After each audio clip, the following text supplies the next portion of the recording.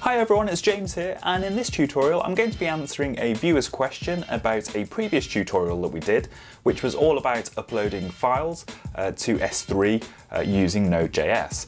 So the question came from Scott, and it was basically asking how do we do this same process of uploading files to S3 but actually saving the file names to a database as well.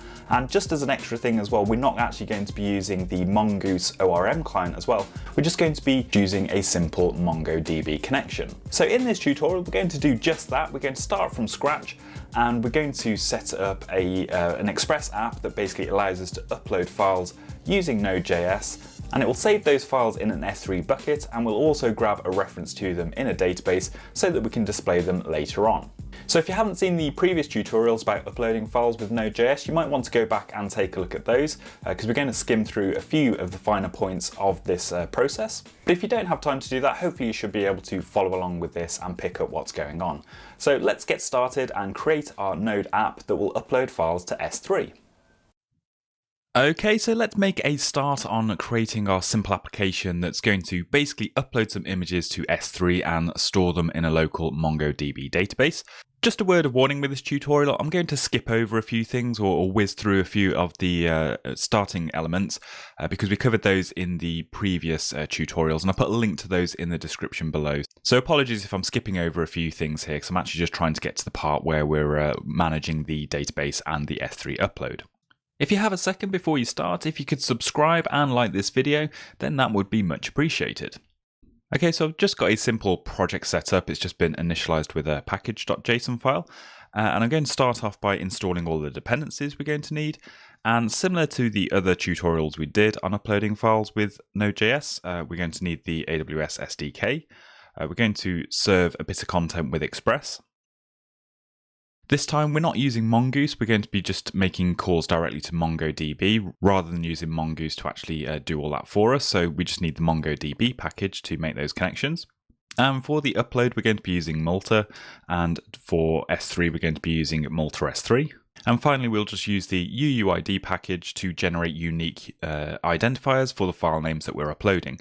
We could, of course, actually upload the file names themselves, but for each file I'm uploading, it's going to have a unique ID. So let's install all of those now. Okay, and once all of those are installed, let's start working on the server that's going to handle the upload and also serving our HTML page. So I'm just going to create a new file, and I'll call it server.js. This project's going to be pretty bare bones. I'm not going to do any fancy JavaScript transpilation or build techniques or anything like that. I just want to demonstrate how this process works. But of course, if you were going to set this project up in a real-world application, you'd probably want to have it a bit more scalable and a little bit more secure as well. Okay, so let's import all of the dependencies that we've just required in our package here. So we'll get a reference to AWS to start off with. So we want the AWS SDK. And we want Express as well. So we'll require Express. And then we want the Multa packages as well. So let's require those too. And of course, Multa S3. And then the UUID package as well. And there's actually a property, an object on there that's there's actually a property in there which is v4, which will extract and save into our UUID variable. And then Mongo client will be the MongoDB package that we imported. And there's actually a property on top of there as well, which is called Mongo client. So we could destructure that, but just to demonstrate that that property exists within this package here, and just save it into this variable Mongo client. And then finally, we'd just import the Node path module as well, because we'll be using that to do some work with the file names that we're working with. Okay, so in the previous tutorial when we connected to Mongo, we used Mongoose, and one of the things that Scott wanted to know was how do we actually connect without Mongoose as well, or at least how do we do this process without Mongoose. So we're going to create our connection to Mongo here, but what we actually want to do is save a reference to the collection that we're going to be storing our images into, so that it can be reused in different parts of the Express app. So before we deal with our connection, let's actually generate an Express app with the Express function. Then with our Mongo client, we get a function called connect. and in there we pass a MongoDB URL. So I've just got Mongo running on my local host at the moment, so I can just pass that in as the URL that we're connecting to. And there are a few options that we want to pass in to avoid some warnings. I think we had to do this with Mongoose as well. So we've got use new URL parser, so we just set that to true, and use unified topology, which we also set to true. And that'll just stop those errors coming up when we run our server. So this Mongo connect function can accept callbacks, or we can actually use promises as well. I'm going to use a promise in this example. And of course, if you wanted to use async and await as well, if your environment's set up for doing that, you could use that too. But if there's a successful connection, we get a client back in the then block. And let's just say a message to say we've actually connected here. And you'll just see that in the output when we run the server. So let's just get a reference to a database within our local MongoDB instance. So it's going to be DB, and you can call it anything you like. I'll just call it my app in this example. Make sure that's localhost. And we'll get a reference to a collection within the database that we're referencing. And I'm just going to use a collection called images here. Again, you can call it anything you like. And once we've got that collection, we can then actually make calls to it to actually insert documents and retrieve documents. But I want to make sure that that's available within the rest of the Express app. So let's save it into a special property on Express called locals, and it's app.locals, and then I'll create a new property called image collection, and then just save the reference to that collection there. So now when we're doing our Express routes, we can grab a hold of this locals object and thereby get the image collection as well. And that's where we're going to be doing all of our calls to MongoDB. Okay, so that's something that's a little bit different from the previous tutorials that we did, but here's something that's very similar. We're just going to be basically creating the S3 interface and passing it to Malta. So we do this by creating a new S3 object from the Amazon SDK. And for this to work, we're actually going to need the AWS credentials available to us. So we'll do that just before we run the server for the first time, but that won't work actually until we've provided the Amazon SDK with those details. Okay, so let's create our Malta interface now. So we'll create a variable called upload, which we can use as some middleware for our Express routes. So we'll use the Malta function there, and we'll pass in as the storage property of the object the Malta S3 function. So that's going to accept a few things. We need to pass in the S3 instance that we just created, and we also need to pass in a bucket name. So this is where we need to go to the AWS console and create a bucket if you haven't done already. Here I've got one that I created earlier from the previous tutorials. As you can see, it's empty at the moment. But if you just come into the S3 console here and create a new bucket, and once you've got its name here, then that's what you can put into the bucket property here. So JDC test upload is the bucket name. And then this is something we covered again in the previous tutorial, so I'm just going to whiz through it reasonably quickly. But this is where we provide some data to the S3 interface of how we want our files to be stored. So the first thing is for some metadata. So I'm just going to supply the file name as part of the metadata. And then also for the key, this is basically the file name or how it's stored in S3. I'm going to generate a unique ID so we don't get any name clashes if someone tries to upload a file with the same name. So we'll say path.extension name, and getting the original name of the file that's uploaded, and we're just getting its extension. So if it's a JPEG, for instance, it's going to display as JPEG and PNG as PNG, etc. And then with the callback here, we just pass back a string, and we'll generate a new UUID for the unique ID reference, and then just make sure we've got the extension on the end as well. So if you didn't see the previous tutorials, you'll see how these file names look in a moment when we start uploading some files. But essentially, this is just a nice way of uploading a unique file name whilst actually preserving the type of file that's been uploaded. Okay, so I think that's pretty much all we need to do with the Malta upload there. What we do need to do now is actually create some Express routes so we can actually use this upload function that we've created.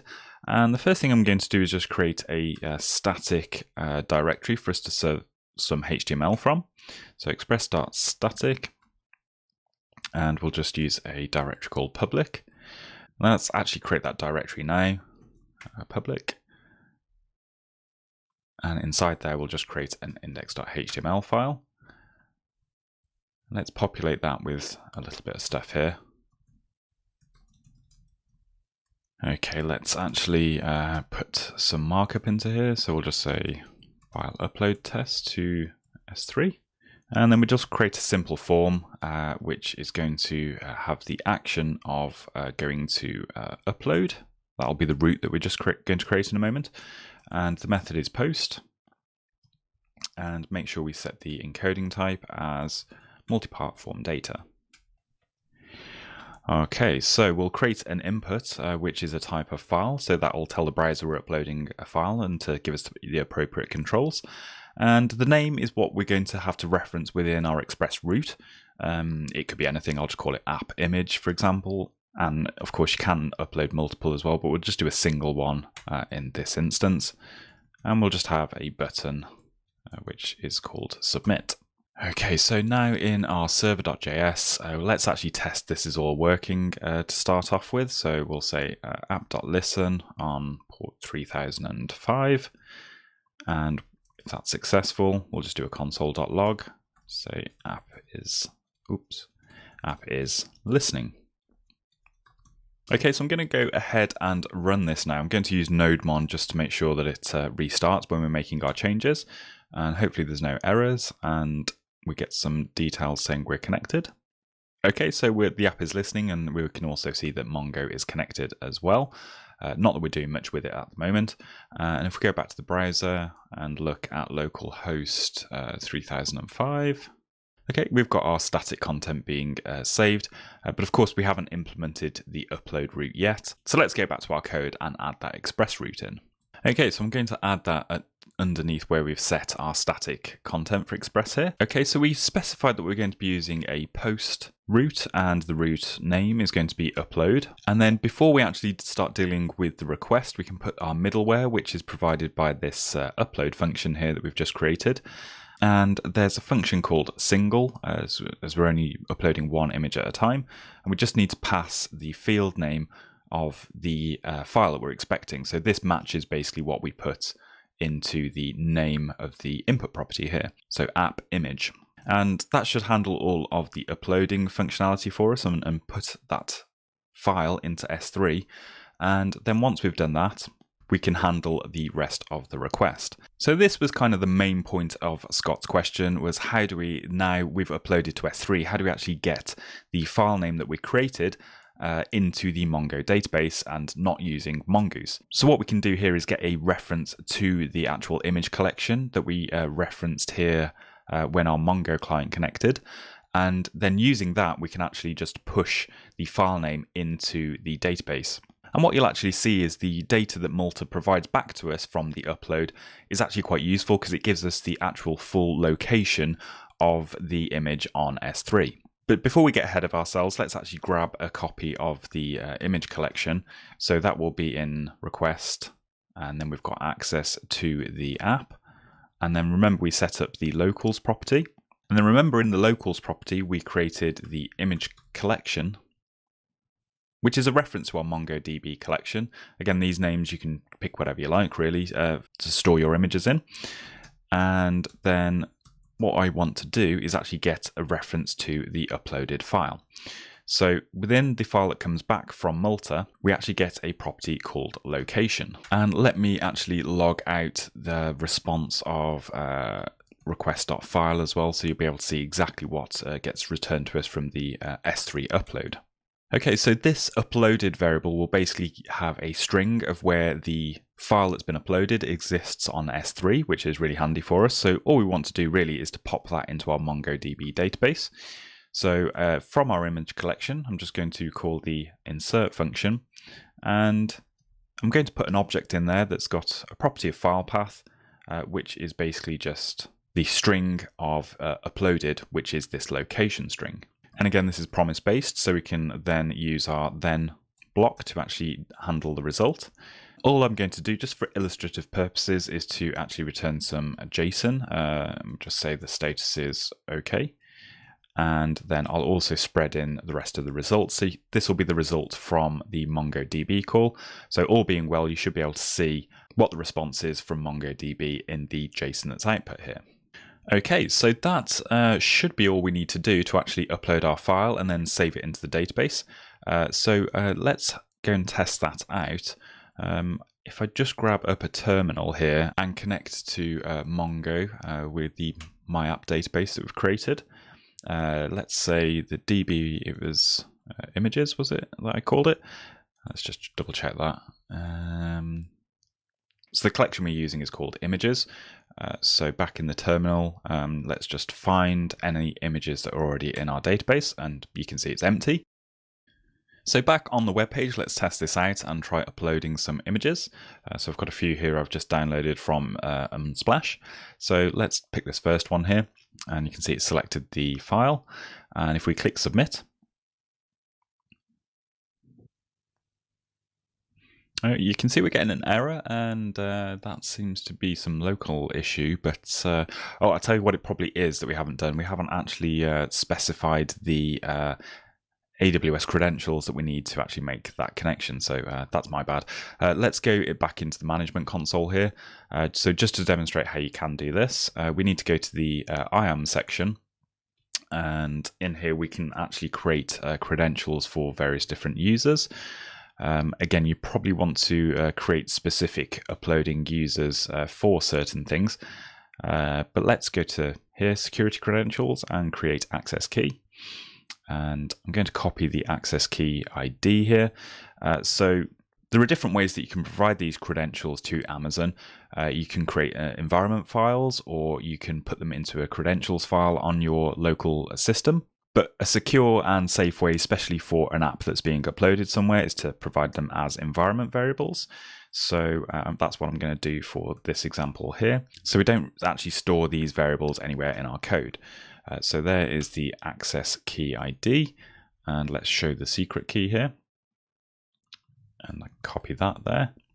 And this one is called AWS secret access key.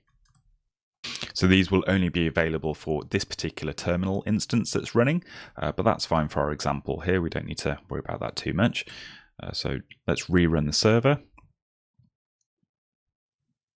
And the app is listening, and we're connecting to Mongo. So let's go and try that again. So let's make sure we've got the file uploaded, selected here, and then click submit.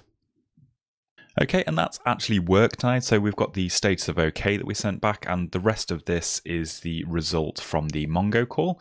And you can see this is basically what's been inserted. We've created a new object that's got a file path, and this is really handy because this is the exact URL of where this actual file has been uploaded to. And we can check that if we look in S3 and refresh the page where our bucket is. You can see it was empty before, but now we've got one object, which is JPEG, and it starts with C38, and that's exactly the URL that we've got here. Okay, so I said I'd just show you on the console what actually gets passed back from this request.file object here. So you can see here, this is all of the details that have been given to us back from Malta. So we've got the original file name, we've got the key, which is the file name that's been uploaded to S3. And really handily as well, we've got this location property, which is what we have stored in the database. But if you wanted to store any other information, such as the original name, that information's already there, and we could put that in there if we needed to as well. Oh, I just noticed here I've used insert, and it's complaining. It says I should use insert one, so let's update that as well. Okay, so just before we move on to displaying the images as the wrap up for the tutorial, let's just go back to our terminal and do a db_images.find again. And now you can see that database has now got that object inside there, which has got the object ID and also the file path, which is the location of where that file was uploaded to S3. So to actually get these images to display on the page as well, it's just a simple case, as we did in the previous tutorial, of creating an endpoint that will give us all of this data back that we can then use to display the images on a page. So let's create the endpoint first of all. So it'll just be a simple get endpoint. So here we go, app.get, and we'll just call the endpoint images. And we don't need any middleware this time, so we're just literally returning details from the database. So we'll do the same thing that we did before and get a reference to the image collection within Mongo. And with that image collection, should be find. So basically what we were just doing on the terminal a second ago, we're just calling the find function and getting all of the images that are stored within that collection. But what I will do as well is convert it to an array, so it's easy to loop through within our front-end code. And then with the images that come back, what I'm actually going to do is do a bit of mapping, because we'll get a lot of extra data from Mongo that we don't need, such as the IDs, etc. We just care about the actual file path itself. So I'll just map through all of those images and just grab all of the file paths. So you can see that's the property that's stored within the database. So file path is what we're storing it as. Oops, file path. And then I'll just return an object that has a property of file path with the value of file path in there. So we're just filtering out all of the extra data that we don't really need with Mongo. And then once that's done, I'm just going to return the JSON of that as paths. I should probably say return here. And so now we can test that out on the images endpoint.